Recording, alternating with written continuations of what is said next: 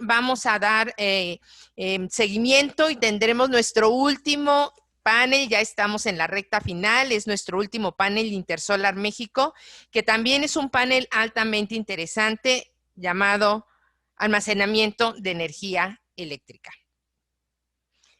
Este panel hará hincapié sobre el estado actual de la industria y las tendencias que determinan su dirección futura.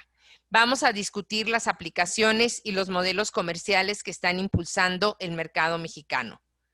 Para esto, quiero darle la más cordial bienvenida a Marisol Oropeza, quien nos saluda como cada día desde Berlín. Marisol, ya te veo que estás por aquí. Muchas gracias, muy bienvenida nuevamente. Un saludo hasta Berlín, desde la Ciudad de México. Y bueno, te dejo el micrófono para que inicies este interesantísimo panel sobre almacenamiento de energía eléctrica. Muchas gracias, Rosario. Guten Tag, buenas tardes a todos en México. Saludos desde Berlín, Alemania. Muchas gracias por acompañarnos a esta tercera y última sesión de Intersolar México este año.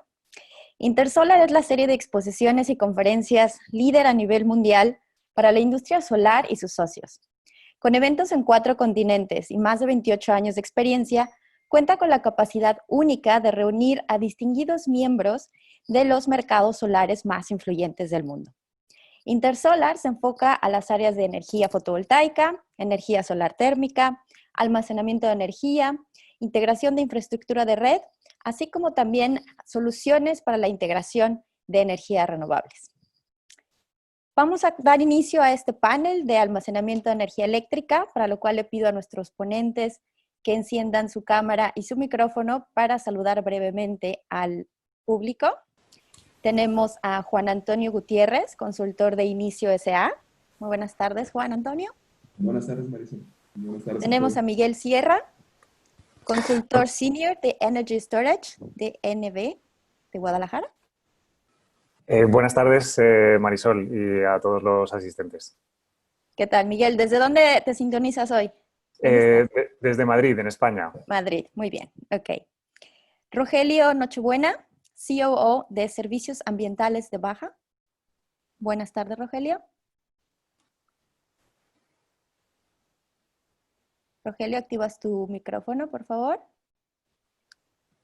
No te veo por ahí. Ok, muy buenas tardes. Muy buenas tardes, perfecto.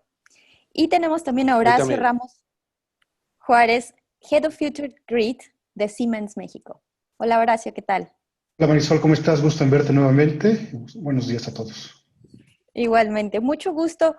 Es un excelente panel, creo que va a ser también un tema con demasiadas preguntas, por lo cual le pido al público que nos acompaña el día de hoy, para hacerlo más rápido y para seleccionar las preguntas, que las escriban en la parte de Q&A, de Questions and Answers, en la parte inferior de la pantalla. Nosotros intentaremos dar respuesta a la mayoría de ellas al final de la última presentación, así que no duden en cualquier momento enviar las preguntas para que las podamos ir procesando y definiendo cuáles podemos hacer. Sin mayor preámbulo, le cedo la palabra a Juan Antonio Gutiérrez, quien nos va a hablar del papel del hidrógeno en el almacenamiento de energía fotovoltaica. Adelante, Juan Antonio. Gracias, Marisol.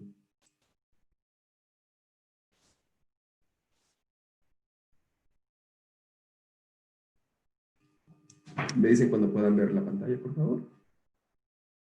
Ya la vemos, muchas gracias. De acuerdo. Bueno, el día de hoy les vamos a hablar un poco sobre el hidrógeno en el almacenamiento de energía.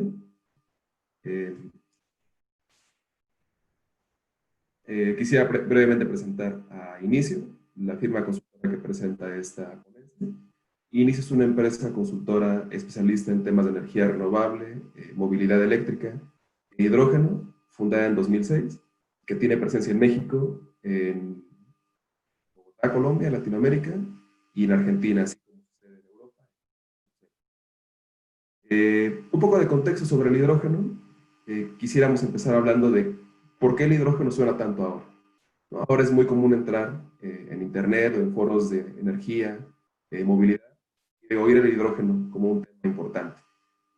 Hasta la mitad de este año, 18 gobiernos del mundo han emitido una estrategia o una hoja de ruta de hidrógeno. Los países líderes en este tema son Corea, Japón, Australia, Alemania. 35 países ya se reunieron en Tokio, ¿no?, para hacer una reunión ministerial sobre cómo actuar en temas de hidrógeno. Y de acuerdo con la Agencia Internacional de Energía, el momento de actuar es ahora. Y el hidrógeno es tan relevante, ¿no?, que aún ante una situación compleja mundial como la que vivimos ahora, los gobiernos de Alemania y la Unión Europea completa emitieron durante el mes de mayo-junio su estrategia regional para el hidrógeno, acompañada de un paquete de inversiones muy grande, ¿no?, para impulsar esta energía. En tema de publicaciones, ¿no?, cada vez hay más reportes, informes, diagnósticos sobre el hidrógeno en el mundo. Entonces, ¿por qué el hidrógeno es tan importante? ¿No? ¿Qué tiene esta energía o este gas químico que lo hace tan importante? Podemos identificar su importancia y su relevancia en 4 ejes. El primero es, y el que es motivo de este foro, la integración de energía renovable a gran escala. Después, actúa como un amortiguador y a la vez como un almacenador de energía renovable. Es un gas que puede ayudar a la descarga de la industria y el transporte. Y es una materia que hoy se consume ya en el mundo y contribuye a un buen número de emisiones de carbono, ya que el hidrógeno se obtiene de gas natural. Entonces, al producirlo a partir de energía renovable, podríamos también disminuir la huella de carbono de muchos procesos industriales. El hidrógeno se puede producir de muchas formas y se puede utilizar en muchas aplicaciones, ¿no? En producción, ahora la que nos interesa es la renovable, a través de procesos de electrólisis que consisten en romper la molécula de agua en hidrógeno y oxígeno, y a este hidrógeno se le llama hidrógeno verde. Todas las tecnologías que vemos debajo del hidrógeno verde, a partir de biomasa, gas, etc., son hidrógenos grises o azules, dependiendo de qué se haga con el CO2. Si se emite a la atmósfera, es un hidrógeno gris. Si se captura el CO2, es un hidrógeno azul. Y las aplicaciones pues, son todas estas, ¿no? A la movilidad en vehículos de carga pesada, que es donde se diagnostica que tendrá más oportunidad del hidrógeno en el futuro, pero también se puede ocupar en vehículos ligeros, aplicaciones marinas, en la industria pesada, industria ligera, calefacción y sistemas de energía, ¿no?, sistemas power to power. Ahora les explicaré qué. Podríamos Antonio, ver. perdón que te interrumpa, perdón. Tu micrófono se corta por momentos. No sé si tenga algo que ver con tu señal o con la distancia hacia el micrófono. De acuerdo, me Gracias. acerco un poco más a la computadora. Podríamos ver, ¿no?, a gran escala esta fotografía como la cadena de valor del hidrógeno en la energía. Partimos de una energía renovable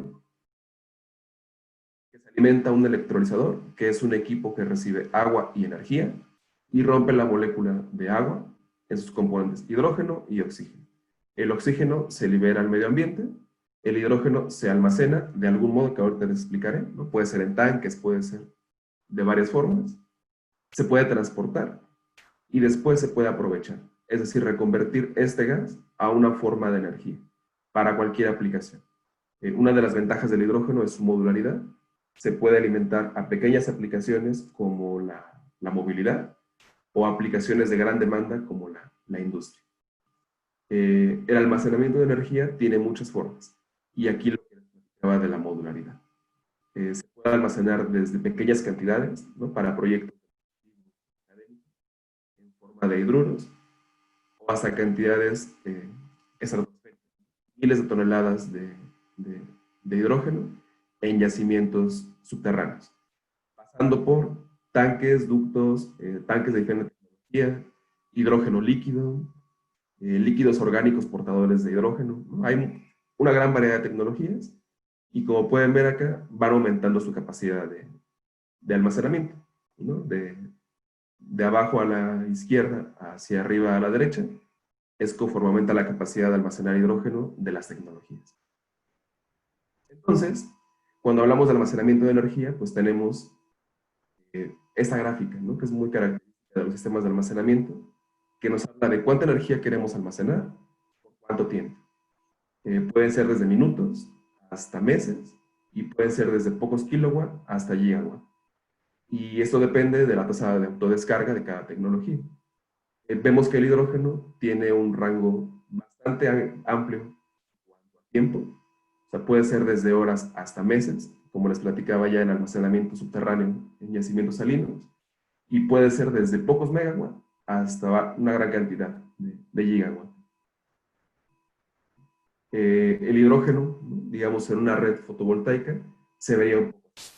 Tenemos una planta de producción, un inversor que puede alimentar directamente, ¿no?, a las cargas, pero que también pueden alimentar a un inversor de corriente alterna directa, y aquí se nos pone la flecha, pero esa energía viene al electrolizador, ¿no? El electrolizador rompe la molécula, libera el oxígeno, almacena el hidrógeno, y ese hidrógeno se puede reconvertir después.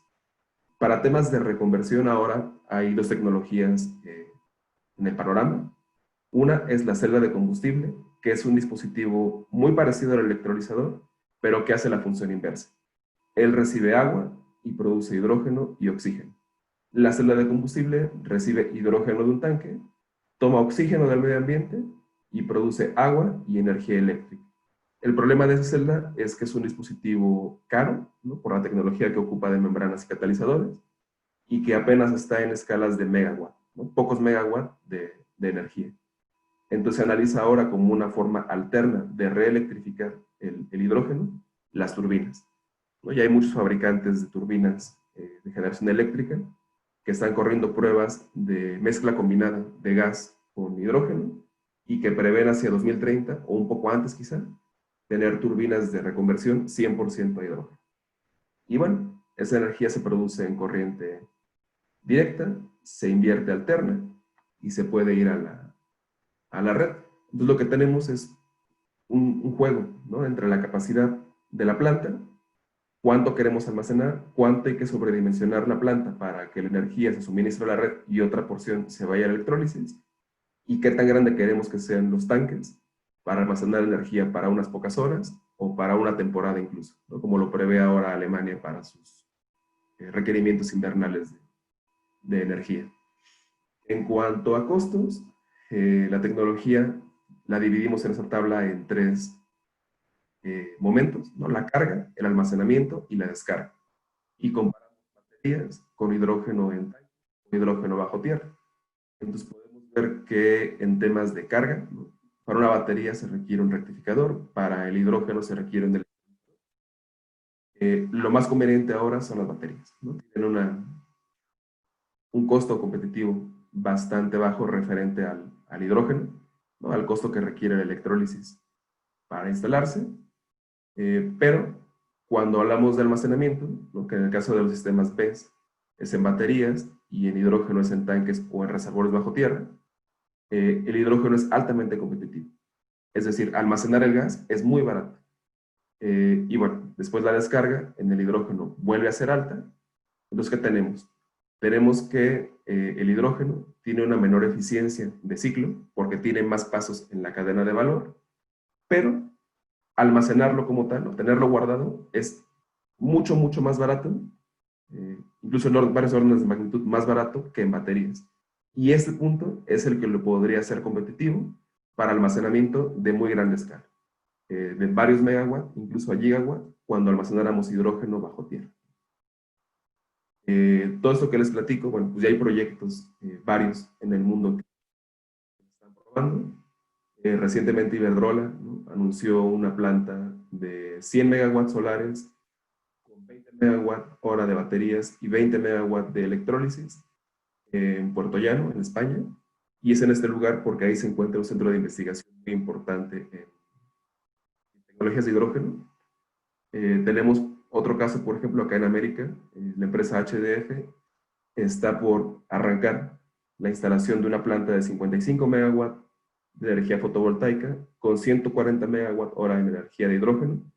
Y ese proyecto es muy importante porque es el primer proyecto de tecnologías de hidrógeno, sistemas Power to Power, que no requiere de financiamiento gubernamental.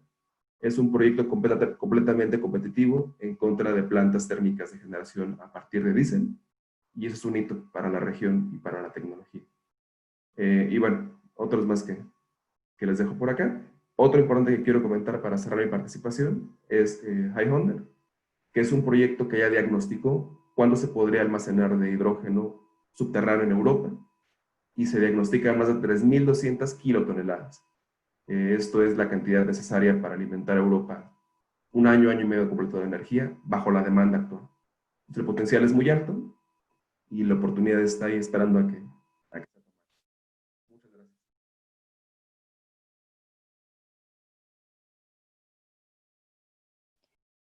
Muchas gracias, Juan Antonio. No sé si solamente yo ya no escuché las últimas palabras en la slide de contacto, pero bueno, todos vimos tus datos de contacto. Muchas gracias por tu participación. Las preguntas las respondemos al final de la última presentación. Continuamos con nuestro segundo ponente, Miguel Sierra, consultor senior en Energy Storage en DNV.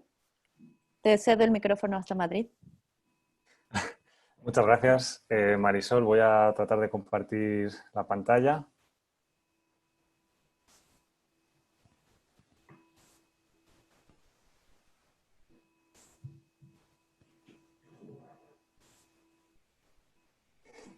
¿Se ve ahora? Perfectamente. ¿Sí?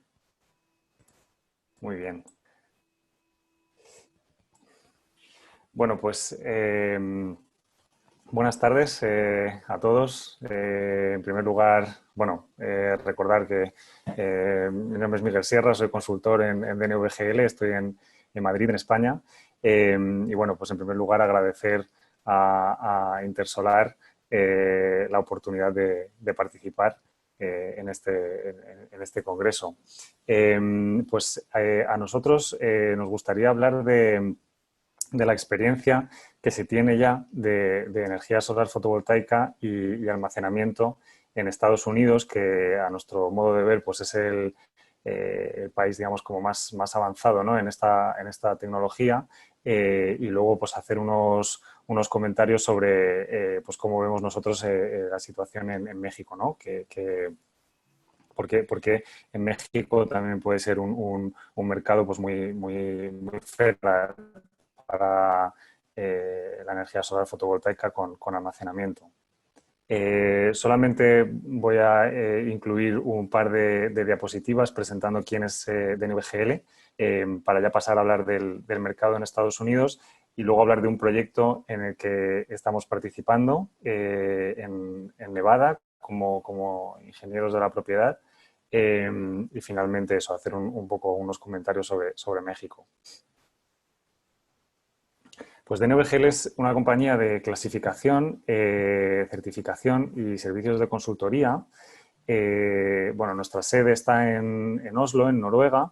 Somos unos 12.000 empleados y somos el resultado pues, de la fusión, sobre todo de dos grandes empresas de clasificación de barcos, una empresa noruega que se llamaba DNV y una empresa alemana que se llamaba GL. Pues que sobre todo en los últimos años se fueron diversificando del sector marítimo al sector de oil and gas y al sector eléctrico y al sector renovable, pues con la adquisición de pues varias compañías, una es Garrett Hassan, una consultoría de renovables del Reino Unido, y Kema, unos laboratorios de energía eléctrica en los Países Bajos. Operamos en estas 5 áreas que son el sector marítimo, oil and gas, energía eléctrica, sobre todo, business assurance y soluciones digitales.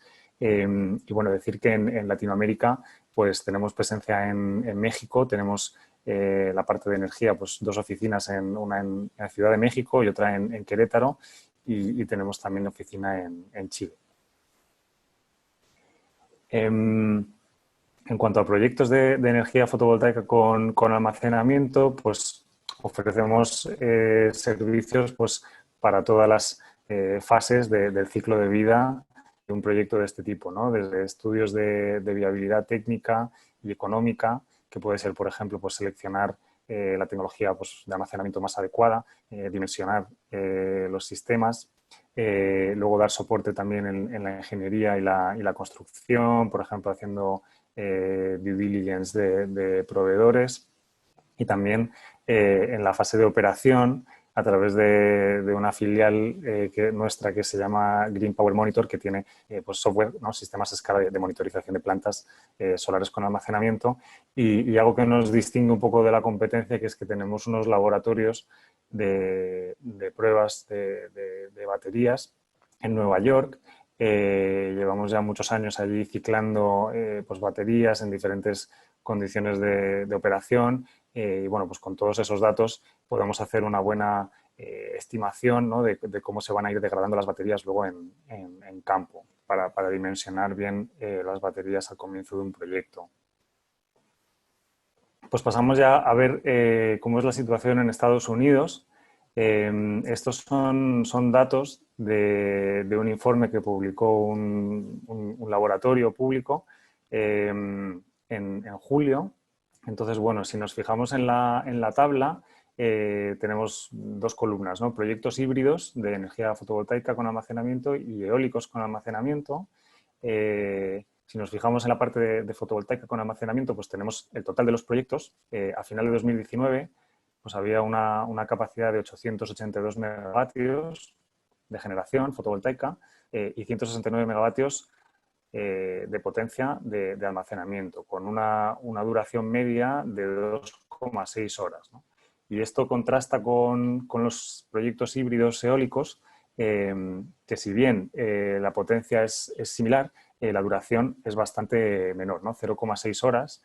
Y bueno, pues esto se debe un poco a la naturaleza, ¿no? De la energía solar y la eólica, que así como la eólica no tiene un patrón tan claro, ¿no? de generación diurna como tiene la energía solar, y al menos hasta ahora en los proyectos eólicos en Estados Unidos las baterías han estado dando más servicios auxiliares a la red, ¿no? Más que hacer como desplazar energía de un momento a otro.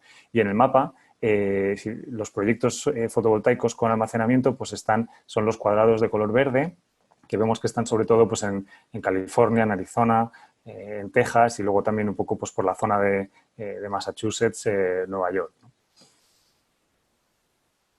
Pero lo más sorprendente de este informe es que bueno, pues analizaron todos los proyectos, ¿no? Que están ahora mismo esperando para conectarse, y de todos los proyectos solares, casi un tercio de los que están esperando para conectarse son proyectos híbridos con almacenamiento, ¿no? Si nos fijamos en el gráfico, sería la primera columna, que vemos que hay, esperando para conectarse, pues unos 360 gigavatios más o menos de energía fotovoltaica, de los cuales como unos 100 gigavatios serían proyectos híbridos con almacenamiento.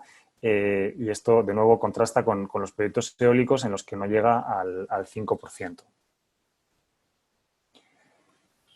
¿Y cuáles han sido los factores, ¿no? O cuáles son los factores que están haciendo que esté teniendo ahora mismo un despliegue tan grande esta tecnología, ¿no? Pues en primer lugar, pues el recurso, ¿vale? Sobre todo pues toda la zona del suroeste de Estados Unidos, pues tiene muy buena radiación solar. Vemos que ahí es donde se concentran pues eso, muchos de los proyectos. Luego también se han beneficiado pues, de la reducción de costes de la que ha disfrutado las energías eólica, fotovoltaica, que es bien conocido, pero también las baterías, sobre todo las baterías de ion litio, que si nos fijamos en la gráfica, pues vemos que pues si en 2013 costaba la capacidad, ¿no? de unos $800 por megavatio hora, pues en 2019 ya había bajado de $200 el megavatio hora, ¿no? Y está ya camino de alcanzar los $100 el megavatio hora. Y bueno, decir aquí en este punto que esto ha sido sobre todo por toda la inversión que se ha hecho en fábricas, principalmente en países asiáticos, ¿no? Pero para abastecer no tanto este mercado como el mercado del vehículo eléctrico, ¿vale? Todas esas gigafactorías, ¿no? que son bien conocidas como las de Tesla. Aquí en esta gráfica vemos ya concretamente, ¿no? Lo que muestra es la evolución del coste de añadir, o sea, cómo impacta añadir almacenamiento, ¿vale?, al precio de la energía de un proyecto fotovoltaico, ¿no? En la columna de la izquierda vemos que en 2020 supone un extra de entre 11 y 17 dólares el megavatio hora, ¿vale?, pero que se espera que eso a partir de 2023 pues esté entre 5 y 9 dólares, ¿no? O sea que realmente pues hay muchos casos en los que puede estar ya justificado. Y por último, tan importante como el recurso, como la bajada de precios, es el marco regulatorio. Y en este mapa pues vemos que muchos de los estados ya se han marcado objetivos digamos, renovables, que en algunos casos pues llegan al 100%, y no solo ha sido a nivel estatal, sino también a nivel federal, ¿no?, que se han encargado de que el almacenamiento pudiera competir en igualdad de condiciones para todos los servicios con las tecnologías convencionales. Pasamos ya al caso de estudio. Esto es un proyecto que se llama Solar Gemini, que es un proyecto que creo que está a punto de empezar la construcción. Es para abastecer sobre todo a la ciudad de Las Vegas. En su momento, cuando esté terminado, será, aunque luego probablemente sea rápidamente superado por otro, pues será el proyecto más grande del mundo de solar con almacenamiento, que tendrá una potencia fotovoltaica de 690 megas y una potencia en baterías de 380 megas y con 1,4 gigavatios hora de capacidad, ¿no? Y es un proyecto pues que ha firmado un PPA a 25 años con la empresa eléctrica de Nevada, que es NV Energy.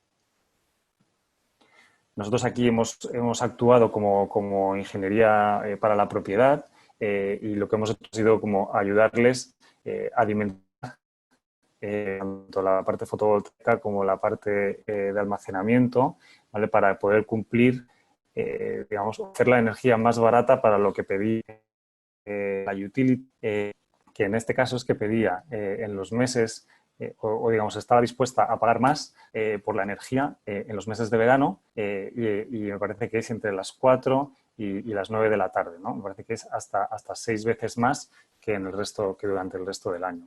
Entonces aquí podéis ver en el gráfico de arriba la potencia en el bus de corriente continua, ¿no? En azul, en amarillo, en azul la generación fotovoltaica y en rojo la potencia de carga y descarga de la batería. Como veis, se usa especialmente en esos meses de verano, ¿vale?, y que luego hay algunos meses, los meses de invierno, donde no se usa y ahí se mantiene en un estado de carga bajo, que sería la gráfica de abajo, porque eso alarga la vida de la batería, ¿no? Mantenerla, en este caso, con esta tecnología, alarga la vida de la batería.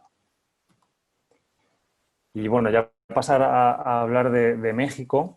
Bueno, pues en este mapa vemos que México pues goza de digamos, del mismo recurso, si no mejor, recurso solar que Estados Unidos, ¿no? O sea que, bueno, y de hecho pues es uno de los países del mundo con mejor recurso, ¿no? O sea que en ese sentido pues México tiene esa suerte. La reducción de costes también se ha dejado notar en México. Estos son los precios medios de la solar fotovoltaica en las subastas de 2015 y hasta 2017. Y en 2017 ya se alcanzaron precios medios de en torno a 20 dólares el megavatio hora, ¿no? O sea que realmente también energía muy competitiva, la energía más barata. Nosotros sabemos que en México ya hay también un proyecto que fue pionero de solar con almacenamiento, que entró en operación en 2018, que es el proyecto Aura Solar 3, en la ciudad de La Paz, en Baja California Sur. Este proyecto también vende su energía a través de un PPA con la CFE. Y lo que pasa es que en este caso es verdad que las baterías no tienen tanto esta función como de desplazar energía de la mañana a la tarde o la mañana a la noche, como cumplir con los requisitos que se le pedían para integrarse de manera estable a la red local de Baja California Sur. Y bueno, ya para terminar, pues decir que bueno, este mapa que veis aquí, esto es de un estudio que hicimos hace unos años, donde se pueden ver como el precio marginal local en las diferentes regiones, ¿no? Los diferentes estados, y se ve que pues hay momentos del año donde hay regiones con precios o una diferencia de precios grande entre regiones, ¿no? Y esto se debe, pues, en parte a las congestiones en la red de transmisión, ¿vale? Y el almacenamiento puede ayudar a aliviar esas congestiones, a minimizar el curtailment de la energía fotovoltaica, ¿vale? Y, digamos, en el corto plazo, estabilizar la red, ¿no? Absorber las fluctuaciones por el paso de las nubes, ¿no? Y bueno, pues ya para terminar, decir eso, que reforzar que México pues, dispone de un recurso solar igual o mejor que el de Estados Unidos, que esa reducción del coste de la energía y del almacenamiento va a continuar, que el almacenamiento puede cumplir todas esas funciones que acabo de mencionar, vale decir, pero que la regulación es esencial, que debe contemplar y permitir la participación del almacenamiento en el mercado eléctrico. Y con esto acabo ya la presentación. Muchas gracias. Muchas gracias a ti, Miguel Sierra, por esta excelente participación. Vamos a seguir con nuestro tercer ponente, con Rogelio Nochebuena, CEO de Servicios Ambientales de Baja. Él nos hablará de los nuevos esquemas para reducir costos de operación vía sistemas de almacenamiento de energía en el mercado comercial e industrial. Adelante, Rogelio. Sí, muchas gracias. Unice me va a ayudar con las diapositivas. Una pequeña introducción. Nosotros tenemos como socios a NCAP Development, que tiene sede en Boston y Nueva York. Nuestros socios desde el punto de vista de almacenamiento de energía es Storage Power Solutions en Toronto, Canadá. La siguiente, por favor. Esos son los temas que vamos a mencionar. De hecho, nosotros me voy a enfocar únicamente al almacenamiento de energía en el mercado comercial e industrial.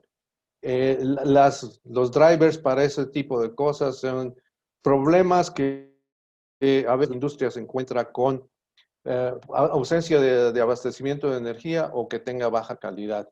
Y de hecho, no sé si con un amigo mío, el ingeniero Santiago Barzón, hizo un estudio hace un tiempo en el que dice que la industria mexicana pierde más de 25,000 millones de dólares anuales por problemas asociados con apagones o baja calidad.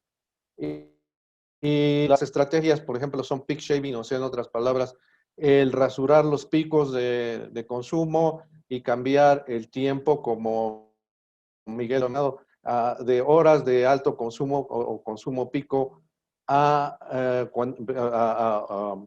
y cargar batería.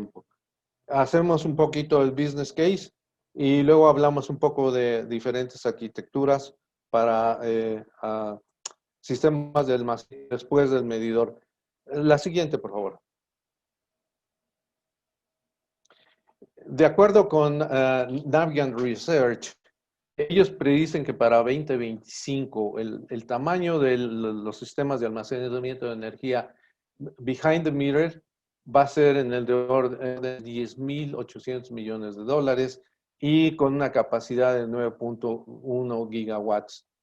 Y la razón es esta, como les mencionaba, los apagones causan grandes estragos económicos a la industria.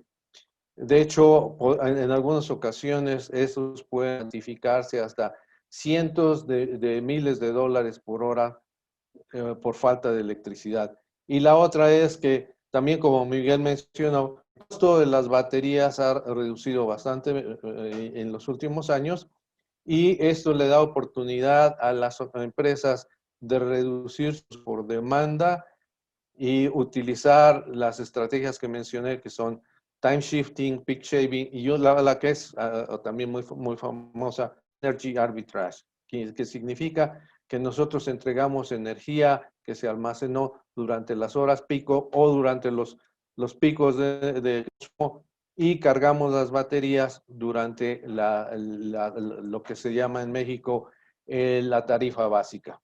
La siguiente, si es tan amable. Ahí están algunos de los beneficios del almacenamiento de energía. No voy a hablar mucho de ellos, excepto mencionar algunos de ellos. El que más me interesa, por ejemplo, es el Black Start. En otras palabras, cuando una empresa empieza su operación, generalmente echan a andar motores, hornos u elementos que consumen gran cantidad de energía. Entonces, una de las cosas que más le preocupa a los industriales es que no vayan a exceder los 15 minutos en los cuales ellos utilizan más energía de lo que tienen contratado, porque de otra manera van a ser penalizados y van a entrar a una tarifa eléctrica por el resto del periodo, independientemente que se hayan subido nada más por unos 15 segundos sobre el tiempo medido.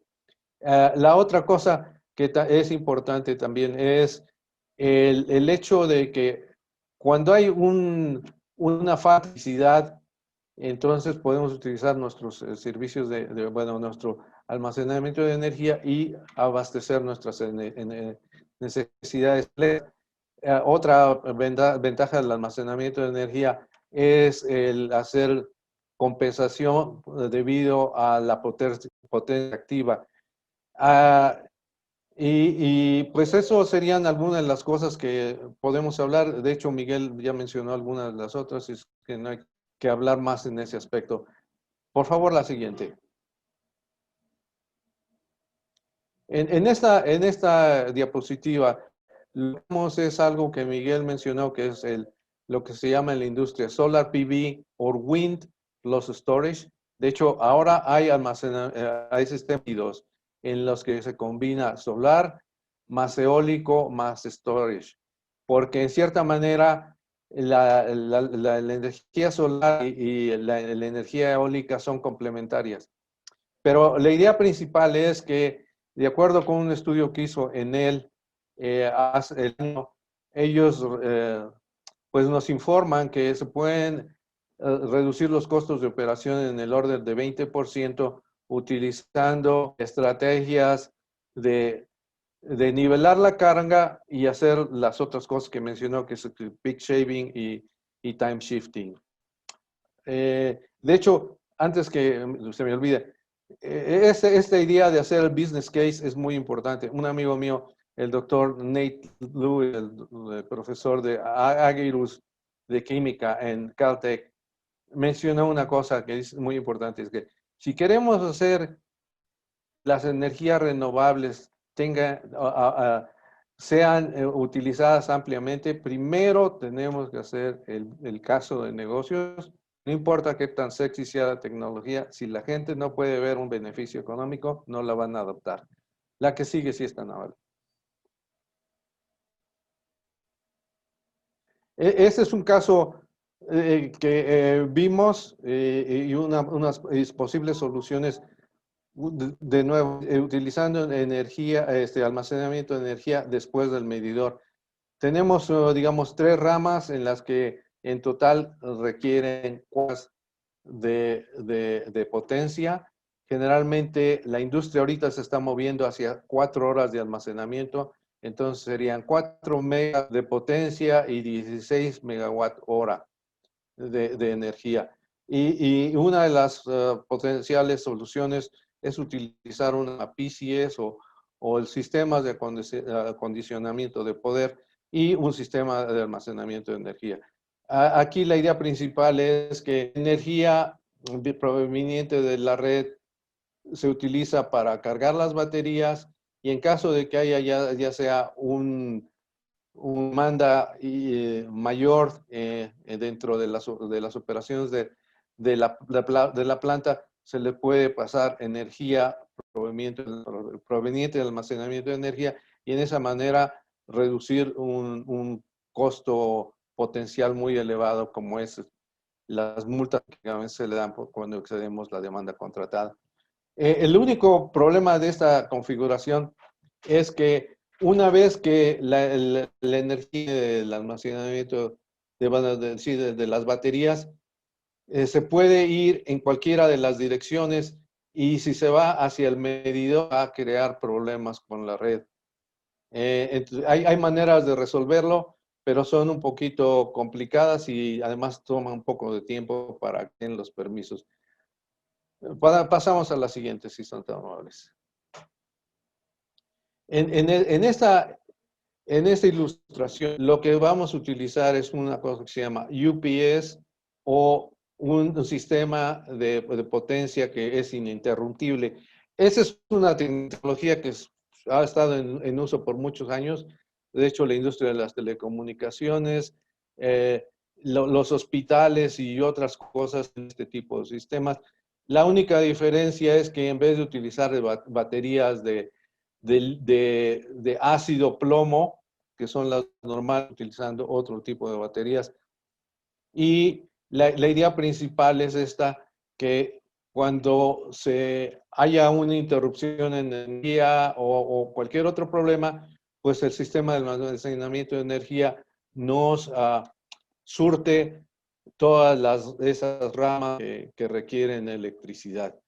Y pues esta es una tecnología que, como les digo, es robusta y se ha probado por mucho tiempo, pero definitivamente con el advenimiento de baterías de mayor alta capacidad y mayor número de ciclos, y además más amigables al ambiente, estas cosas. La que sigue, si son tan amables. Esta filmina es nada más una variación en el mismo tema.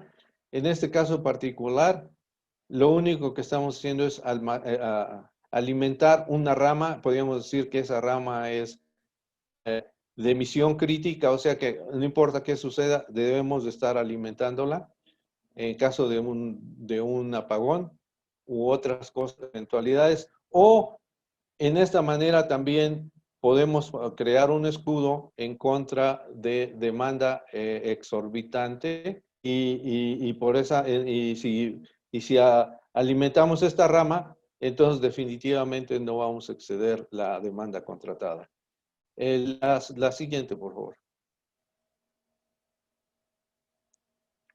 En esta ilustración, lo que agregamos es un generador de diésel que nos permita tener el sistema operativo por periodos más cortos que lo que el almacenamiento nos otorgue. Y de hecho, unas cosas similares como estas, digamos, el poner gensets en muchas industrias se utilizan. Y hemos hablado, por ejemplo, con algunos grandes hoteles. Estas personas están utilizando gensets para eliminar los costos pico o cualquier otra gastos excesivos en sus operaciones. La ventaja de este sistema es que pueden estar operando digamos, en zonas de huracanes o minas o lugares difíciles de tener acceso durante catástrofes. Podían estar operando por bastante tiempo. Es una cosa que pues es una solución que puede utilizarse por un tiempo mayor, como lo mencioné. Y la última filmina, por favor.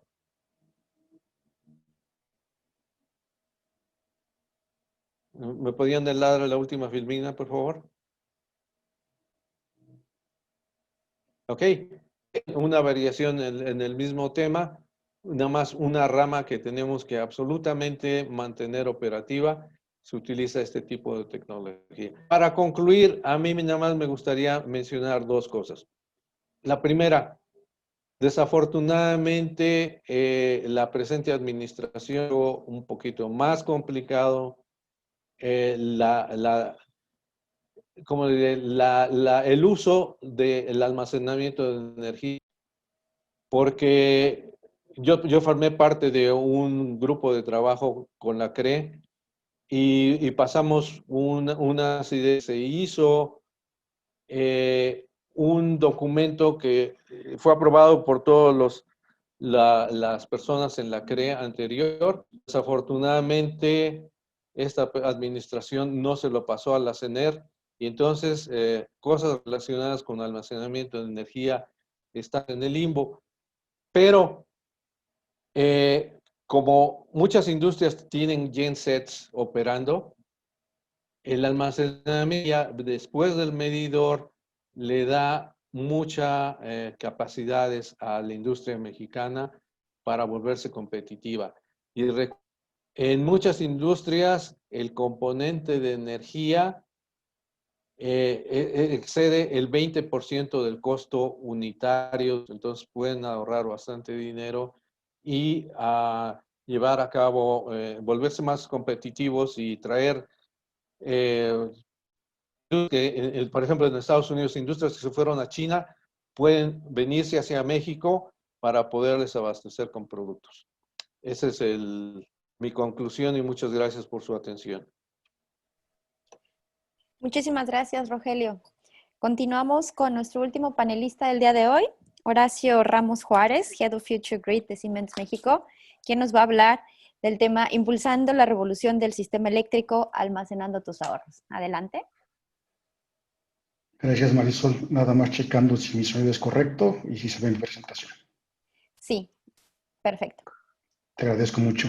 Bueno, buenas tardes a todos. Gracias por su presencia y gracias por la invitación. Y bueno, antes que nada, desear que tanto ustedes como sus familias se encuentren bien de salud en estas épocas y pensar que esto va a pasar muy pronto. Y bueno, creo que ya tanto mis compañeros Miguel y Fernando hablaron del tema muy técnico sobre el tema de almacenamiento y las oportunidades que hay sobre él. Y a mí me gustaría hablar un poco más qué podemos hacer en México con sistemas de almacenamiento de energía. Pero antes de empezar, me gustaría mostrar qué es un sistema de almacenamiento a gran escala.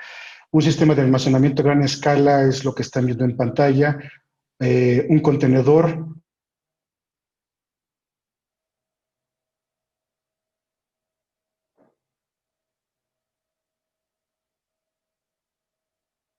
tecnología, la tecnología más utilizada en el mercado, y eso hace que el almacenamiento sea más alcanzable para esto. Entonces, incluye las celdas de almacenamiento, incluye tablero de media tensión, transformador de reducción de voltaje y, lo más importante, el sistema de gestión del almacenamiento, lo cual hace que el sistema cargue y descargue de una manera óptima y la degradación de las baterías no sea tan rápida. Estamos viendo en Siemens Fluence, que es la empresa que yo represento con mucho gusto, que la degradación de las baterías se puede dar entre 1.5 y 2% anual, y esto hace que las baterías tengan un tiempo de vida útil aproximadamente entre 17 y 20 años, dependiendo, claro, de esta gestión de activos. Entonces, creemos que este conjunto integrado puede dar una solución muy importante a la industria, como lo mencionábamos anteriormente, se mencionaba anteriormente en los paneles. ¿Qué podemos hacer con el almacenamiento de energía? Podemos trabajar en todos los segmentos de transmisión, distribución y consumo de energía. Como podemos ver, podemos mejorar la transmisión y la distribución de la energía. Ya se platicó un poco cómo podría funcionar una batería en los sistemas de distribución y transmisión que tiene CFE para ayudar a disminuir la saturación de las líneas de transmisión y aportar esta energía almacenada en los horarios de saturación de los nodos, ¿no? que ya conocemos mucho en la red de CFE. Hay nodos ya muy congestionados donde ya no podemos sacar más carga o instalar más carga, perdón. Entonces, las baterías pueden trabajar ahí. Ya también se habló del tema de regulación de frecuencia, de la capacidad de tener energía disponible en horarios punta y mejorar la generación. Esto es conectar baterías en plantas generadoras para poder optimizar también esa generación y tener energía disponible en horarios críticos.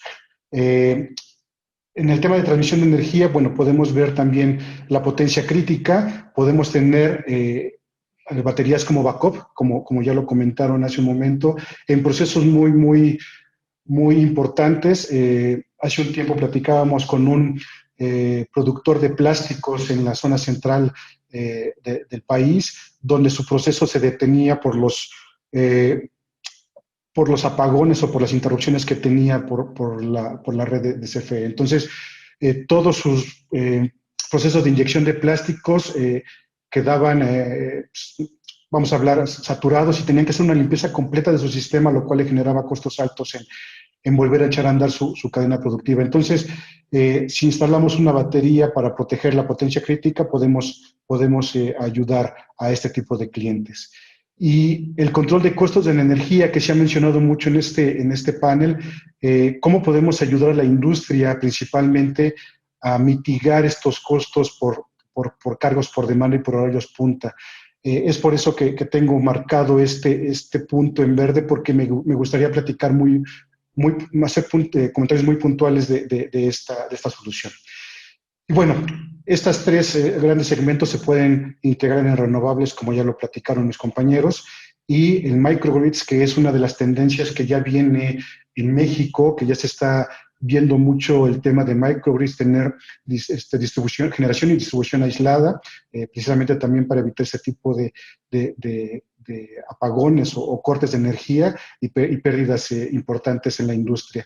Y bueno, en temas de islas, donde Siemens instaló un sistema muy importante en las Islas Galápagos, esta isla que es patrimonio mundial para la humanidad. Entonces, creemos que toda esta tecnología de almacenamiento puede ser utilizada fuera del comentario que se hacía hace un momento, que el gobierno en México está deteniendo o tiene detenido el tema del almacenamiento.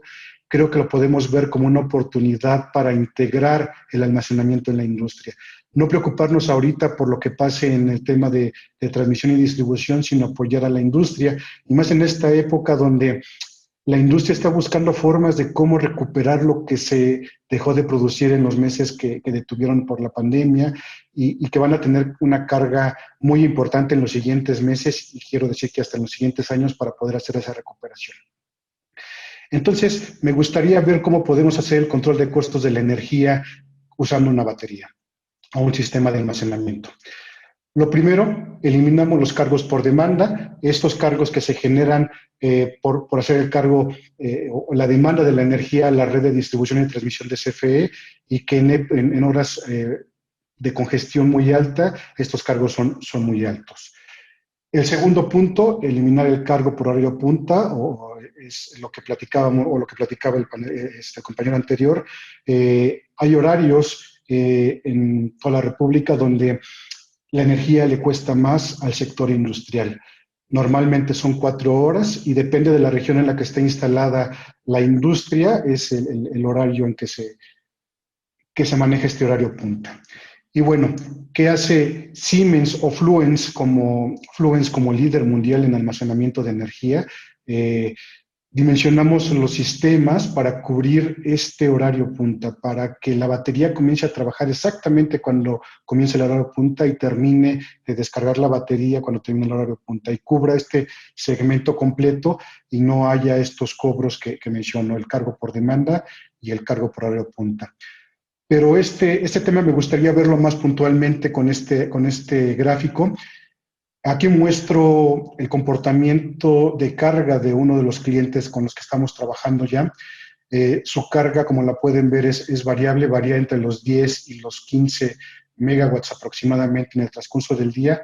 Pero lo interesante de este cliente es que en el horario punta, que en esta región del país es de las 18 horas a las 22 horas, él disminuye su carga para no hacer este pago que a veces se va al doble o al triple de lo que normalmente tenía que pagar en este horario. Entonces, él disminuye su carga Y lo que yo comentaba hace un momento, por las razones actuales de tratar de recuperar la producción que no se hizo en los meses anteriores, pues la industria no se va a dar este permiso de reducir cargas, sino al revés, en estos horarios puntas va a incrementar su carga, lo que hace muy importante tener un sistema que soporte estos horarios y puedan disminuir sus pagos a CFE. Entonces, ¿qué proponemos nosotros? Cargar la batería en el transcurso de las 12 de la noche a 6 de la mañana, que son horarios base donde la energía es más económica. La batería queda en stand-by o en espera de que llegue ese momento específico de arranque de descarga, que sería en este caso a las 6 de la tarde, y la batería se va descargando conforme pasan estas 4 horas. Lo importante aquí es que el sistema o los sistemas productivos dejan de consumir energía de la línea de CFE y están consumiendo la energía de las baterías. Y como pueden ver, el gráfico de carga de consumo de CFE se va casi a cero. Entonces, aquí se puede ver prácticamente cómo un sistema de almacenamiento puede ayudar a la industria actualmente a mitigar estos costos y utilizar estos ahorros que se tienen en otro tipo de inversiones o proyectos que tengan a futuro para tener una mejor producción y compensar un poco lo que se perdió, insisto, con el tema del COVID.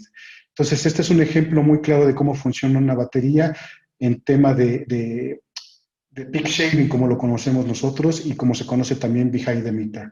Algo que se comentaba anteriormente es que estos sistemas pueden meter algunos tipos de problemas a la red. Mi comentario aquí es, nosotros como Siemens Fluence tenemos solucionado ese tema, ya no mete ningún tema de ruido a la red.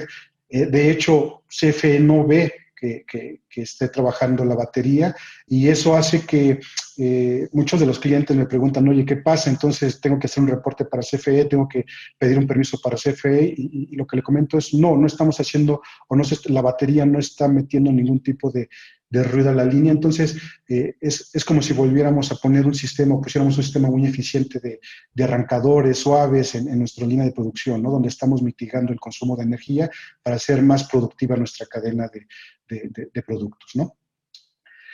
Entonces, lo más importante, y este mensaje lo puse al final, no tiene ningún impacto en las operaciones. Sus operaciones no ven o no perciben cuando cambia de la línea de CFE a la batería y viceversa. Modelos de negocios que nosotros vemos para México y que creemos que pueden funcionar para la industria. El primero es la adquisición del equipo. La industria compra su sistema de almacenamiento. Lógicamente, bueno, actualmente el conjuntar todos estos equipos podemos mencionar que es un alto costo de la inversión, pero no por los dólares que van a gastar en el equipo, sino por el tema de la gestión del equipo y del mantenimiento o de la capacitación que deben de tener el personal para poder gestionar los equipos, ¿no? Viene un tema intrínseco dentro de comprar el equipo y, pues, lógicamente, el tema de meter estos equipos al sistema contable de la empresa, etcétera. Bueno, esto genera un poco más de costo en el tema de comprar los equipos. Entonces, nosotros vemos que es uno de los puntos que se puede manejar para la industria. También podemos decir, bueno, si no lo compro, lo puedo arrendar. Claro que se puede arrendar. El alquiler del almacenamiento se puede dar en alquiler del sistema de almacenamiento durante un periodo, pues hablamos de 5 a 15 años para que el retorno de inversión de la empresa que esté haciendo este arrendamiento sea factible. Pero ¿qué pasa aquí? El pago de la mensualidad o del pago mensual por el servicio consume parte de los ahorros que se tendrían por instalar este sistema. Entonces, ya no es una práctica financieramente viable porque lo que estoy ahorrando, pues lo voy a pagar en el tema del arrendamiento y pues casi todo lo que ahorro lo pago, ¿no? Y el tercer punto, y lo que nosotros estamos promoviendo mucho como un servicio a la industria, es el almacenamiento como servicio, Storage as a Service, en el modelo de ahorros compartidos. ¿Cómo funciona esto? Un contrato de servicio de energía dado por un tercero, en este caso, bueno, Siemens o algún partner que Siemens ya tiene muy identificado para dar este servicio. Llegamos, instalamos el equipo, sin ningún costo para el cliente no tiene que hacer ningún tipo de inversión más que prestarnos un espacio de sus instalaciones para instalar el equipo. ¿Y qué es lo que hacemos? A final de mes nos sentamos la empresa que da el servicio y el cliente y vemos cuánto hubiese consumido si hubiese estado conectado a CFE, y eso es lo que se ahorra. Los ahorros se dividen entre el proveedor de servicio y el cliente, y vamos compartiendo los ahorros mes con mes. Lo interesante aquí es que el contrato por este servicio podríamos comenzarlo a hacer desde 3 años, y no es un contrato forzoso que tengamos que hacer, no sé, por 15, 20 años, como podría funcionar un PPA, sino que a los 2, 3 años el cliente dice, ¿sabes qué? No estoy teniendo el beneficio que yo veía. Siemens, Fluence o el partner que tenemos, tomamos nuestro sistema de almacenamiento y sin ningún compromiso para el cliente, sin ningún compromiso para nosotros, nos lo llevamos a otro lado y lo echamos a andar con otro cliente. Entonces, nosotros vemos que este tercer punto de inversión o de cómo podemos ahorrar con el sistema de almacenamiento es el que más podría aplicar o el que mejores beneficios tendría para la industria, y es lo que vemos para el sistema de almacenamiento, fuera de que en paralelo podemos estar viendo otras soluciones para la industria, como lo mencionaba, o para el mismo CFE, ¿no? que ya también estamos viendo ahí hay algunas cosas con ellos. Tecnología de sexta generación que echamos a andar a partir del mes de marzo. Junto con el COVID arrancó esta sexta generación de almacenamiento.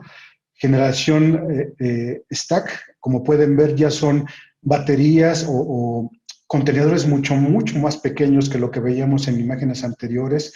Son escalables, son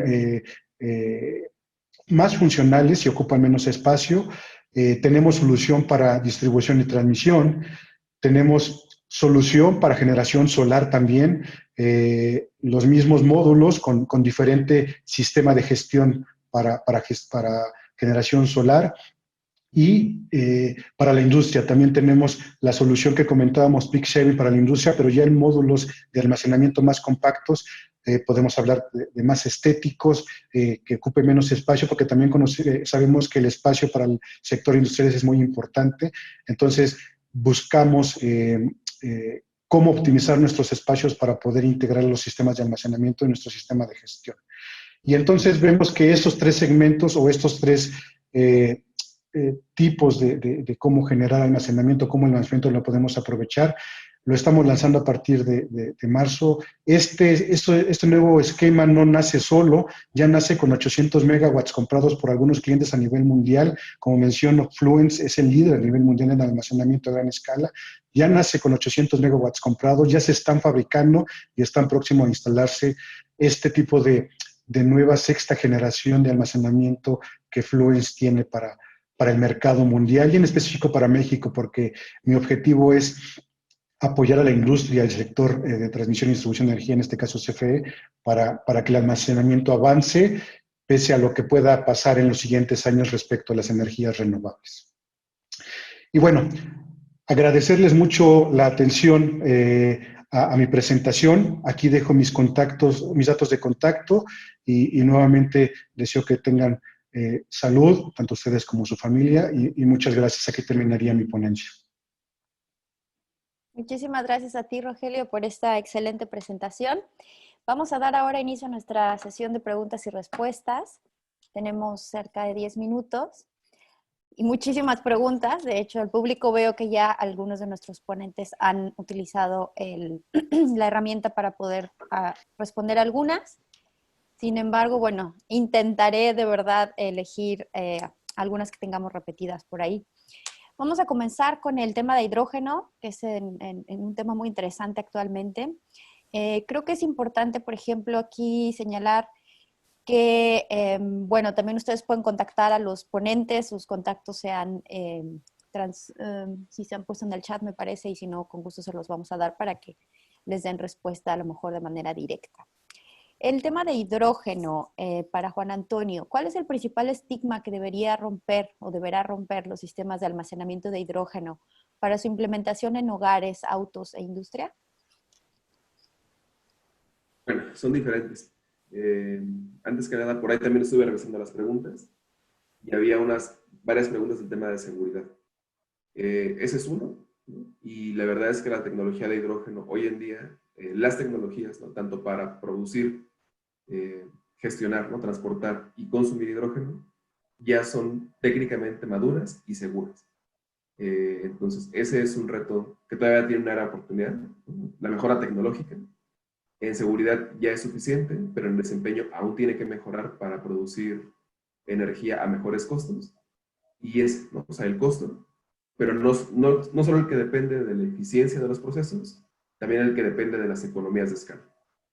Ahora los equipos que se producen son en escala de megawatt y el consumo de energía del mundo es en escala de gigas y terawatt. Entonces, hace falta una adopción extendida de las tecnologías para que bajen precios y sean competitivos por nicho, porque no es igual, ¿no?, el hidrógeno como energético para alimentar una industria que consume volúmenes muy altos que para alimentar un coche. La movilidad se prevé que va a ser uno de los últimos, la movilidad ligera en particular, ¿no?, la movilidad de vehículos de pasajeros, ¿no?, coches normales, va a ser uno de los últimos segmentos del hidrógeno en ser competitivo, pero bueno, yo creo que es eso, mejorar eficiencias y disminuir costos por efectos de la economía de escala. Muchas gracias. Aquí aprovechando el tema también, en cuestión de costos, ¿tendrás algún dato sobre el costo promedio de una batería para almacenar 1 megavatio con tecnología de hidrógeno en países como México? Sí, realmente el hidrógeno no es una batería, ¿no? O sea, no es un dispositivo como las baterías que lo tenemos, se carga y se descarga. El hidrógeno es el gas a través del cual gestionamos la energía. Entonces, para almacenar energía, digamos 1 megavatio en forma de hidrógeno, requerimos primero el electrolizador, que es el equipo que toma la energía, rompe el agua en sus gases.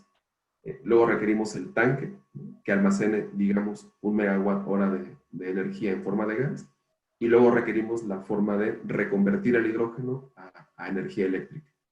Nada más para dar como una referencia, 1 kilowatt de potencia de electrólisis ahora está entre 850 y 1,100 dólares.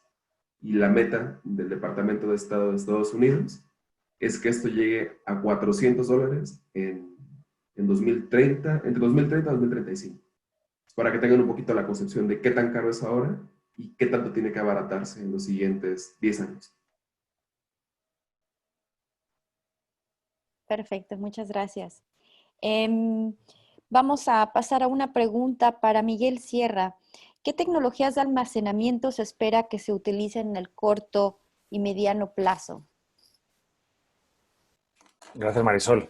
Pues mira, yo diría que en el corto o medio plazo, ¿no?, entendiendo por medio plazo, pues los próximos 5, máximo 10 años, ¿no?, yo diría que las baterías de litio, de ion litio, en todas sus modalidades, ¿no?, porque hay diversas familias, diversos tipos de baterías de ion litio, serán las tecnologías, digamos, más adoptadas. Para que os hagáis una idea, actualmente creo que es, no sé, algo más del 95%, creo, de los proyectos de almacenamiento utilizan este tipo de tecnologías, tanto en utility scale como para el sector comercial, industrial y residencial. Y como os decía en la presentación, eso se debe a unas economías de escala que han venido, pues, sobre todo por la inversión en fábricas para fabricar celdas de ion litio para el coche eléctrico. Entonces, es difícil que otras tecnologías alcancen esas economías de escala a corto plazo, pero es verdad que hay muchísima investigación en este sector y no es tan frecuente, pero de tanto en tanto hay, digamos, breakthroughs científicos, ¿no? Y sí que podría ser, a lo mejor, que de aquí, pues a final de la década de los 20, pues viéramos una nueva tecnología, pero es verdad que incluso en ese caso las tecnologías tardan en llegar al mercado. Las baterías de ion litio, como sabéis, antes empezaron a utilizar en los dispositivos portátiles y las primeras investigaciones en las baterías de ion litio se van a los años 80, ¿no? O sea, que del siglo pasado, ¿no? O sea, que tardan las tecnologías en llegar al mercado, así que a corto o medio plazo yo diría que las baterías de ion litio seguirán siendo la tecnología dominante. Ok, recuerdo que en tu presentación nos diste algunos ejemplos de plantas en Estados Unidos. Recuerdo que en alguna dijiste, creo que era la segunda, que no había tenido un apoyo, no sé si era subvención o algún programa. ¿Cuál es el objetivo fiscal que existe, que está ligado al almacenamiento en Estados Unidos? Hay una pregunta aquí también de Yamil Uribe que dice que entiende que el ITC solo aplicaría para la parte solar del proyecto. Sí, pues como bien apunta este asistente, el ITC, digamos, o sea, los créditos fiscales son el principal, digamos, como la principal herramienta que han tenido en Estados Unidos para fomentar los proyectos renovables, pero también con almacenamiento. O sea, la inversión, hay que cumplir algunos requisitos que no conozco el detalle para que la parte de almacenamiento también tenga ese crédito fiscal, pero lo tiene hecho. Y luego para el sector comercial, industrial, a nivel de estados, hay también ayudas directas, ¿no? a la compra de estos sistemas de almacenamiento. Muchísimas gracias. Bien, pasemos a una pregunta para Rogelio. Nos hablaste un poco de los costos de operación, ¿no? ¿Cuáles son los principales retos, a manera de conclusión también, para la operación y los sistemas de transmisión para asegurar la confiabilidad del sistema con una red suministrada por generadores con sistemas de baterías? Pregunta Adolfo Pérez. Bueno, uno de los retos obviamente es el costo, pero la otra es, tiene que ver con cómo, hace poco, desafortunadamente aquí en México, se dijo que las energías renovables, el funcionamiento de la red. Y yo me haría la pregunta, ¿cómo es posible que en lugares como Dinamarca o Alemania y California tengan tanta profusión las energías renovables? Y, por ejemplo, ahorita en California, debido a los fuegos forestales, hay un problema grandísimo. Y el CAISO, California Independent Service Operator, y también la California Public Utilities Commission está pidiendo a usuarios residenciales industriales, las zonas militares y otros lugares que les proporcionen energía que han almacenado para mitigar los problemas que se están teniendo. Entonces, el problema más que todo es cómo se integran estos sistemas de almacenamientos a las redes para que realmente proporcionen beneficios a todos. Por ejemplo, cuando hay mucha generación de energía, hay lo que se llama curtailment. En otras palabras, mucha de esa energía se derrola, ¿sí? Si se pudiera almacenar esa energía y luego integrarla a la red, habría muchos beneficios. Y difiero un poco, dijo Miguel, porque si vemos un artículo hace poco de, ¿quién lo dijo? McKinsey, estaban que en los próximos años las baterías de lithium iron phosphate o litio hierro fosfato van a estar tomando una presencia en los sistemas de almacenamiento de energía por varias razones. Una, el depth of discharge o cuánto puedes es mayor que la de litio ion. La otra, son más seguras. ¿Por qué? Porque pueden operar a mayores temperaturas. Y uno tenía lithium ion y las NCM, nickel, chrome, cobalt, manganese, que la capacidad de almacenamiento era más grande. Bueno, ahora otro tipo de baterías se ha incrementado. Entonces, pero estoy hablando más de lo que debía, pero la pregunta se puede contestar fácilmente. Costo y capacidad de integración. Horacio hablaba hace rato de algunas cosas en su presentación que podían resolver que se planteó. Gracias. Gracias por tu amplia pregunta, muy, muy interesante. Horacio, tú nos hablaste de estos diferentes esquemas que hay para el almacenamiento como un servicio. ¿Cuál es la capacidad mínima del sistema para poder incluirlo en este esquema de almacenamiento como servicio del sistema que ustedes están trayendo al mercado? Gracias por la pregunta y gracias por pronunciar así mi nombre bien. Dijiste Rogelio al final de mi presentación, pero está bien, no pasa nada. Es parte del show. Nosotros estamos viendo que para México y para la industria específicamente podemos comenzar a trabajar a partir de 500 kilowatts. Sin embargo, para que sea un beneficio ganar-ganar como servicio, como lo platicábamos, estamos hablando que podemos comenzar a trabajar desde 3 megas hacia arriba. Y eso hace que ya el sistema de negocio, el modelo de negocio sea competitivo para ambas partes, en el tema de ahorros para la industria y en el tema de retorno de inversión para nosotros. Ok, excelente. Se nos acaba el tiempo, tenemos muchísimas preguntas, sin embargo, hay una por aquí sobre el tema de hidrógeno. ¿Cuáles son los principales riesgos ambientales que tiene el uso del hidrógeno? Creo que es un tema interesante. Es muy interesante. Una de las ventajas, ¿no?, del hidrógeno es la accesibilidad de los recursos que se ocupan para su cadena de valor. Con eso quiero decir minería y extracción de materiales. Muchos de los materiales, la mayoría de los materiales con los que se construyen electrolizadores, celdas, tanques, son materiales muy accesibles.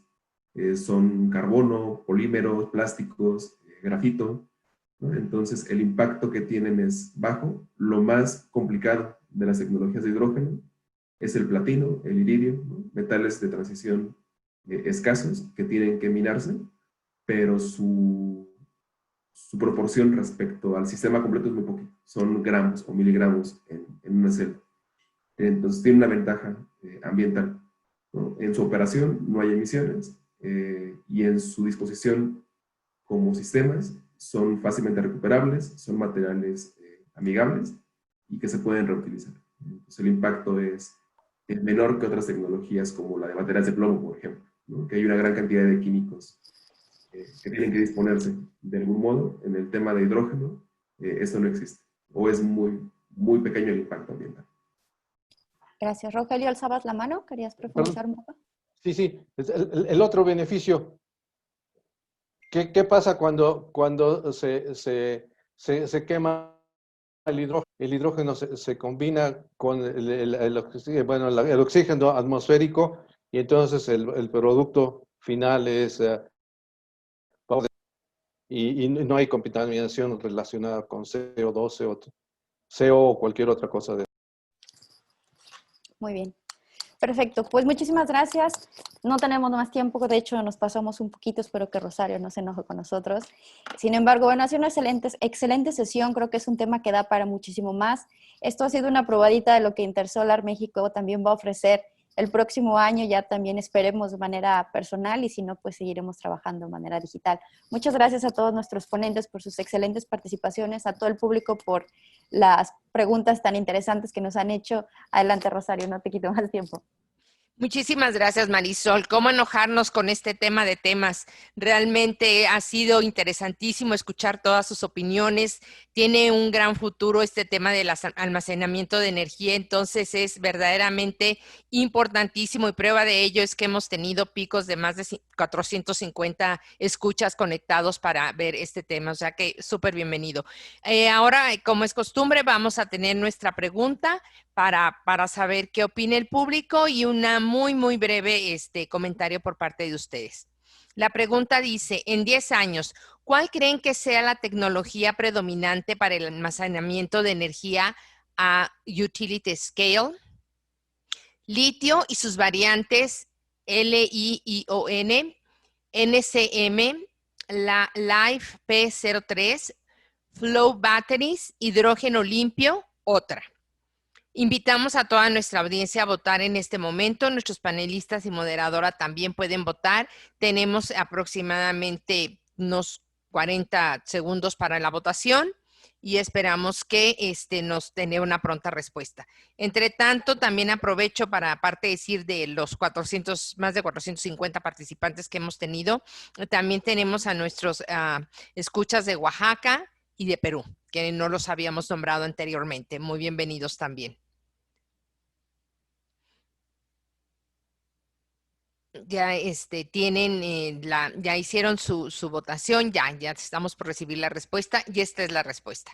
En 10 años, ¿cuál creen que sea la tecnología predominante para el almacenamiento de energía a utility scale? Litio y sus variantes, 42%. NSM, 1%. Life, 6%. Flow batteries, 11%. Hidrógeno limpio, 53%. Otra, 4%. Este es el resultado y, bueno, sin duda, nuevamente, el tema de temas. Espero su retroalimentación al respecto. Pues, ¿qué les parece si vamos por orden de aparición? Yo les cedo la palabra a los expertos en el tema. Así que comencemos con Juan Antonio. ¿Cuál es tu opinión respecto a la respuesta al público? Yo les iba a decir que quizá faltó una opción más, ¿no? Que en vez de otra pusiéramos todas las anteriores. Algo que ocurre es que seguimos creyendo, ¿no?, que en el futuro va a haber una tecnología que gane sobre las demás, y la verdad es que no. El futuro va a ser una matriz de muchas soluciones, que dependiendo nuevamente, ¿no?, el volumen de almacenamiento y el tiempo que se quiera almacenar, y qué recursos hay en cada lugar donde está la planta de producción y consumo de energía, se podrá ocupar una tecnología u otra. Entonces, muy afortunado que el hidrógeno haya ganado la encuesta, pero yo hubiera puesto esa respuesta, todas las anteriores. Ok. ¿Miguel? Sí, pues estoy totalmente de acuerdo con lo que dice Juan Antonio, porque tienen, digamos, diferentes alcances temporales, ¿no? O sea, las baterías de ion litio no son competitivas para almacenar energía más allá de unas cuantas horas, y de verdad que me alegro un montón que haya tanto interés por el hidrógeno. Yo sí que diría a lo mejor que es verdad que nos ha faltado incluir ahí a lo mejor el bombeo, que en realidad es la tecnología, digamos, tradicional y madura por la que se ha almacenado energía en el sistema eléctrico, porque también los pronósticos, digamos, dicen que va a crecer y se va probablemente como a duplicar, y aunque tiene unos impactos ambientales y sociales importantes, pero también es una tecnología competitiva que no hay que olvidar. Muchísimas gracias. Rogelio, ¿cuál es tu opinión al respecto? Pues a mí me gusta mucho eso del hidrógeno limpio. Parte de la razón viene por dos razones vertientes. La primera es que en el futuro yo creo que vamos a ver más celdas solares utilizando perovskite, y el perovskite produce mayor voltaje que las celdas solares de silicón o de silicio. Eso le da una ventaja porque para lograr la electrólisis se necesita algo así como un 1.4 volts para llevarlo. Entonces, esa es la razón. La segunda viene de un gran descubrimiento tecnológico de Technion, que es el Israel Institute of Technology en Haifa, porque ellos han desarrollado una tecnología que hace la conversión tan eficientes como 40%. Gracias. Gracias a ti. Horacio, tienes básicamente la última palabra también en esta sesión, en este congreso.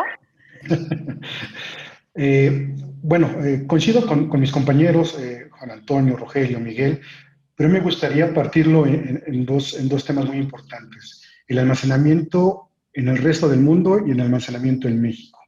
¿Cómo lo vemos? A mí me gustaría primero que llegara el almacenamiento a México, no importa si es ion litio, no si es hidrógeno, no importa qué tecnología sea, pero que haya almacenamiento en México, porque creo que es lo que nos interesa a todos.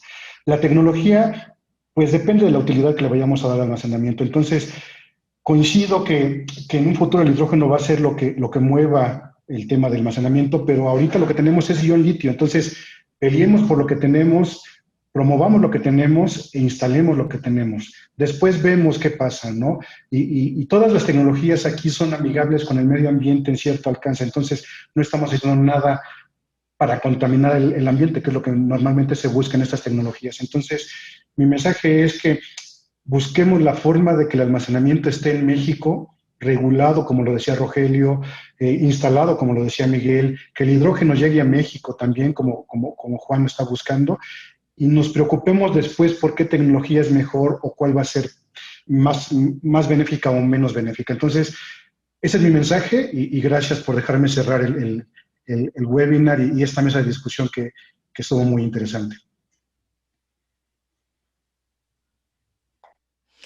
Muy bien, pues excelente. Prácticamente hemos cerrado ya las actividades. Estamos solamente por ver un mensaje de clausura y un breve reconocimiento. Les agradecemos muchísimo. Ha sido tema de temas, como lo comenté, y seguramente, como bien dicen, esperamos que México continúe con el hidrógeno.